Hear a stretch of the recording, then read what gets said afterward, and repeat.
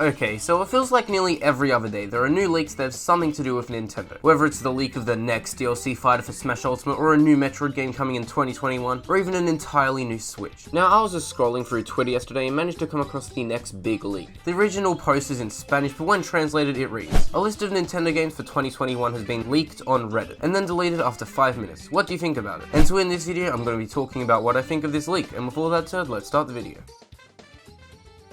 First off, I just want to say that printing out a fake leak doesn't make it any more believable, and with that out of the way, let's look at the hardware. Now, apparently a Switch Pro is going to release, which is one of the only believable things on this leak. It's going to have a Dock Pro, not sure what that means, and a Joy-Con Pro. So, not Joy-Cons Pro, just a singular Joy-Con Pro. Alright, now let's look at the first party software. Not software, it's software, because apparently the people making this couldn't spell. Anyways, the first game on the list is Nintendo World Park Tour. I'm assuming this is going to be like a digital tour of Nintendo World in Japan, which just seems so dumb to me. This is where it gets even more stupid. Mario Kart 9, Splatoon 3, Mario Odyssey 2, Fire Emblem Echoes, Path of Radiance, and Metroid Resurgence are all set to release this year. If you believe this, then I genuinely feel sorry for you, as you're going to be really disappointed at the end of the year, as this many games are just not going to release. On top of Super Mario 3D World releasing in February, that would make for 3 huge Mario games releasing all in 1 year, which is just not going to happen. I know that it's Mario's 35th anniversary and all that, but 3 games is just way too many. The only game on this list that I could see happening in 2021 is Metroid Resurgence, as that game has been in development for quite some time now. Moving on to the third party software, I'm going to skip past the first few games and go straight to GTA 5. There is no way in hell that Nintendo could get one of the largest, most graphically demanding games to run on the Nintendo Switch. Right under GTA 5 is Call of Duty Cold War,